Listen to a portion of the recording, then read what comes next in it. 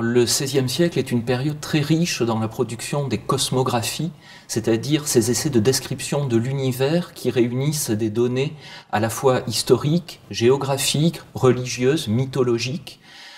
Celle de Guillaume Le Testu est très originale par sa conception, mais elle s'intercale entre des productions comme celle d'Abraham Ortelius ou de Sebastian Münster. La grande différence de la cosmographie de Guillaume Le Testu, c'est qu'elle n'a pas été imprimée, éditée, elle est donc restée à l'état d'une pièce unique, et ce n'est qu'au moment des travaux du professeur Franck Lestringant qu'une édition commentée a pu voir le jour. Sinon, cet ouvrage est resté unique jusqu'à aujourd'hui. Les relations entre Guillaume Le Testu et l'amiral de Coligny sont un petit peu ambivalentes, dans la mesure où l'un et l'autre ne recherchent pas forcément les mêmes choses. C'est plutôt un accord de gré à gré qui semble apparaître dans le document. La dédicace de Le Testu à l'amiral de Coligny est une dédicace très politique, dans la mesure où l'amiral de Coligny est le chef du parti protestant en France et qu'il cherche des subsides pour mener la guerre et la remporter contre les catholiques. Et Guillaume Le Testu va lui proposer, dans la cosmographie universelle, une expédition qui devrait théoriquement lui permettre de s'emparer des terres du Pérou et donc des richesses de l'Amérique du Sud.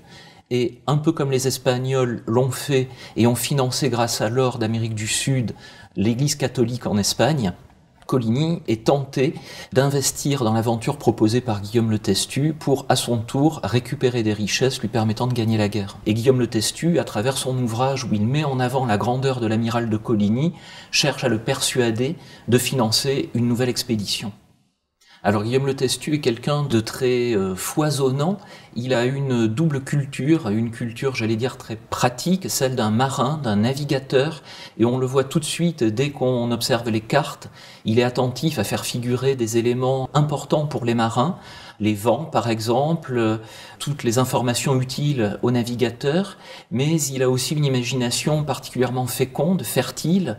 qui vient probablement de ses lectures, des échanges qu'il a pu avoir avec d'autres navigateurs, de récits qu'il a pu entendre ou lire, et ça se ressent dès que l'on aborde les planches qui s'éloignent de la zone européenne, qui est bien connue, qui est décrite sans trop de fantaisie, alors que les zones qui sont les plus éloignées, je pense à l'Asie par exemple, regorgent d'animaux fantastiques, de personnages tout à fait étonnants, et ces descriptions deviennent foisonnantes, deviennent vraiment exubérantes, on se croirait un peu dans un tableau de Jérôme Bosch.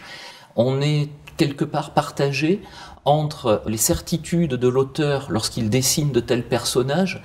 et sans doute les messages qu'il essaie de faire passer en laissant imaginer que si l'on suit ses navigations et son œuvre cosmographique, alors on peut être amené à découvrir des mondes tout à fait inédits.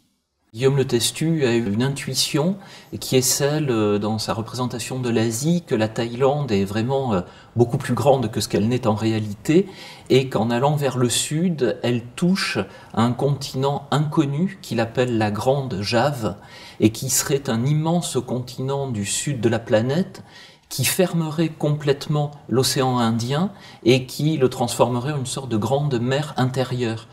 En fait, ce que Le Testu a eu comme intuition assez géniale pour être au milieu du XVIe siècle, c'est celle de l'Australie, qui ne sera pourtant découverte que plus de 2 siècles plus tard.